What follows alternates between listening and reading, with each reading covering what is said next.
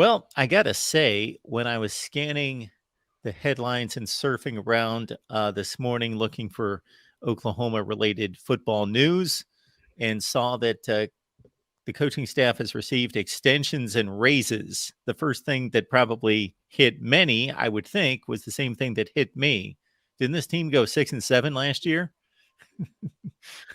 Yeah, no, and I and I think that's it's kind of typical, right? I mean, I think a lot of these schools continue to give these teams raises or these coaches raises. I think the only difference here, Mark, is that with it being a first year for not only Venables but a lot of the staff there. I think that's part of it. Now, I mean, I think one of the guys that got the most significant raise as an assistant is one of the but it was built to his contract, and I assume that a lot of this is built into most of their contracts. But I think one of the guys that probably got the most heat, that got the most significant bump in pay, was Ted Roof on the defensive side. So, I think that obviously lends itself to, and I don't know how hard, Mark, that Oklahoma really looked at potentially getting someone else in for that defensive coordinator spot and then moving him to more of an off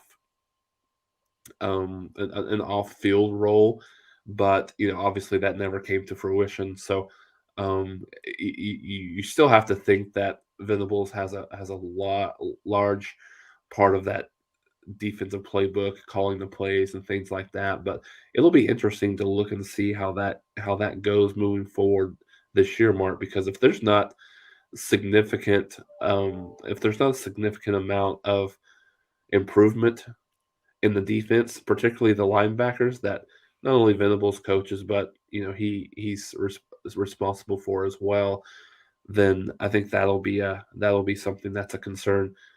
Obviously, moving forward, year one you get a little bit of a pass, right? But I think year two there's a lot more. Even at Oklahoma, there's a lot more expectations.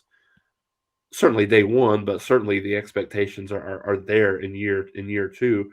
Now that you're starting to get some of your players in, you still don't have all of your players, right? But that really comes in year three and year four, particularly year four. But you're starting to get some of your players kind of trickling in here as sophomores and potentially true freshmen on the field this year.